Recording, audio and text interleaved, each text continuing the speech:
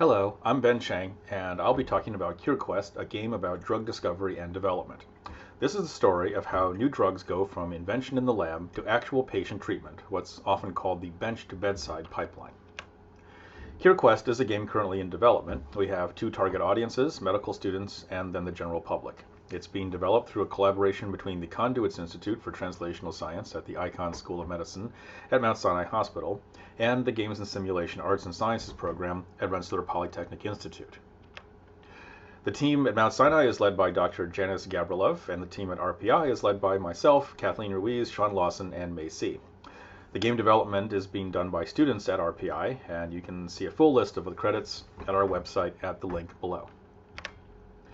The motivation for creating CureQuest is to increase understanding of the transdisciplinary process of drug discovery and development.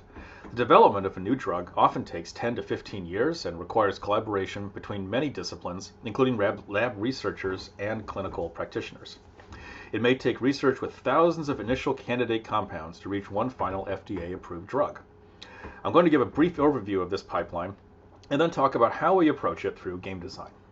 Not all drugs follow the same exact steps, and there are different ways of describing or combining different stages, but they are generally broken down into laboratory research stages and clinical trial stages. The process begins with the discovery of an unmet human medical need, the need for a treatment for a disease that isn't yet treatable or an improvement over existing treatments. Initial discovery comes partly from discovery in the laboratory, but it also comes from clinical observation of patients and populations because this is where the need arises. In the target discovery phase, the goal is to find possible druggable targets in the body, processes that can be targeted with a small molecule to provide a therapeutic benefit. Once a target is identified, the next step is to search for a molecule that can be applied to that target. For example, if the target is a receptor in a cell membrane, can we find a molecule that will activate or alternately block that target? A lead compound is one that has the therapeutic potential that we want. It won't be perfect yet. Perhaps it doesn't absorb into the body well, or the dosage window where it's therapeutic instead of toxic is too narrow, or it works but it could be more efficient. It's a starting point, a good lead. Lead optimization involves taking that compound and improving it. An additional consideration is process chemistry. Once we have the drug compound designed, can we manufacture it efficiently? What cost and safety issues must be considered? How will it scale up from initial design in the lab to manufacturing needed to bring it to market? The preclinical development stage is done before beginning clinical trials in humans. Knowing how a compound reacts to a cell receptor in isolation doesn't necessarily tell us how it will behave in a complex living animal. So this stage looks at pharmacology in vitro with isolated living tissue and in vivo with animal models before trials in humans. The most essential part of this stage is establishing safety. The clinical trial phases are the part of the process where most people tend to have awareness of the process or involvement in it. Designing clinical trials involves complex questions of experiment design, statistical analysis, and ethical concerns.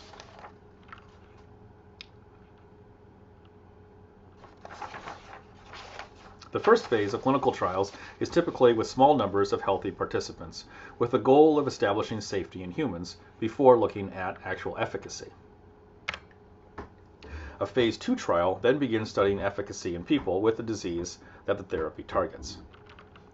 And a phase 3 trial builds on this to study efficacy in larger sample populations, with monitoring for any adverse effects from the drug. In these phases, the new drug may be compared to the current standard of care to demonstrate not just that it works, but that it's an improvement. There can also be phase 4 clinical trials and long-term studies that continue looking at the drug post-approval as patients start receiving it. Finally, after successful completion of clinical trials, the drug receives FDA approval, is brought to market, and becomes part of patient care. The process is often shown as a pipeline, but it is not linear. It would be more accurate to say that it is iterative, often cyclical, as a drug candidate doesn't make it past one phase but informs the development of the next candidate. Some challenges in this space are that it requires so much collaboration between different disciplines and kinds of organizations. It's not a process that's well understood by most people in general, or even by many medical and scientific professionals. One may have a good understanding of one piece of the process, but not so much of the big picture. Some of this has to do with specialization and training. And so the goal of this project is to help bridge the gap with game-based learning. It's a sprawling content area, and we looked at many ways of approaching it. Some initial concepts included a realistic case study, a management simulation, a fictional pandemic, an RPG or combat-oriented adventure where disease is a monster that you fight with magical, medical, and scientific weapons, a zombie outbreak, obviously, because if you're going to make a game, you have to consider zombies. Now, there are some drawbacks to really all of these initial ideas. There's a deep hole of accuracy that you may need to go down with trying to use an accurate, realistic case study, and some of these designs had limited player agency.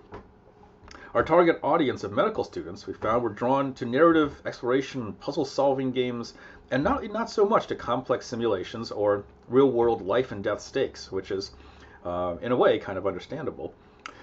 In a game like Pandemic, the underlying mechanics have no real relation to the process. It's abstracted. It's more about time and resource management kinds of strategy. Similarly, with a combat RPG design, the metaphor of battling disease, ultimately doesn't really fit with the learning that we want players to get out. So we refocused on designing for the emotional core of the game, looking at the intrinsic motivations and emotions in the real-life process of drug design and development, and building the game around those. So these are a few of the motivations and kind of conceptions of self-image that we found people who are involved in this work have about the work itself.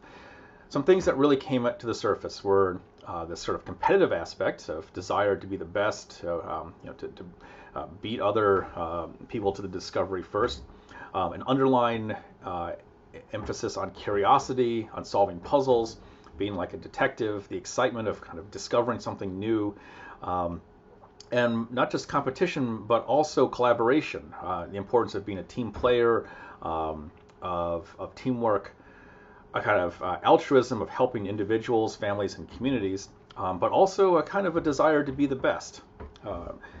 So what we tried to find was a way of building the game around experiencing these emotions, these motivations.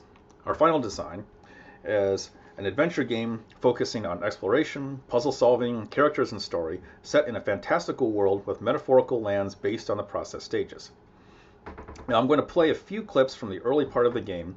The episode is focusing on discovery of unmet human medical need, and the episode focusing on target identification and validation. At the start of the game, we arrive on the island of Aceso with just some cryptic instructions about what our task is going to be here.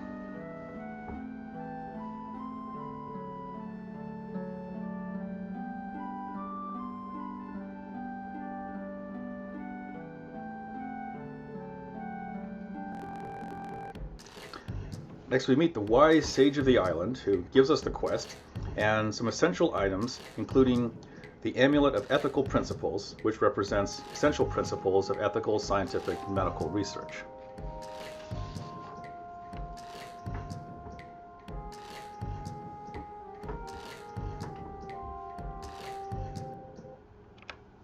Now, we don't know what the strange new disease is yet, so we have to begin by collecting observations.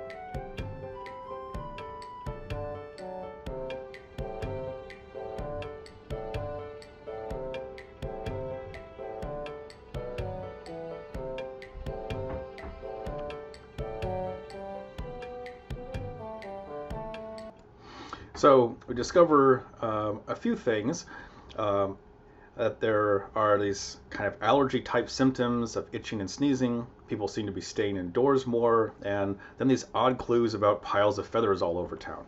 Eventually, we gain more clues and discover that the town has been afflicted with something called transfeatheration, which presents as bouts of sneezing and itching, followed by the patient sprouting feathers all over their body.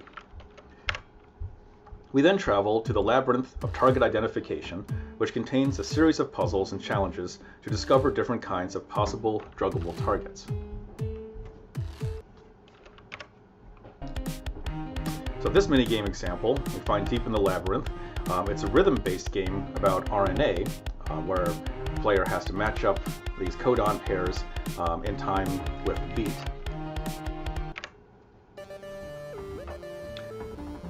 This part of the game is a game about phenotypic expression using an animal model, the zebrafish.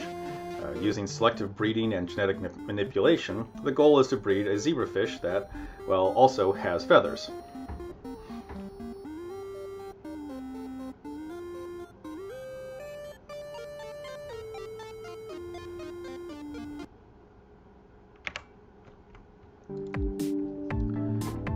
The protein kinase is one important common target. In this section, we use the classic ball-rolling game mechanic along the structure of a kinase, representing the process of phosphorylation.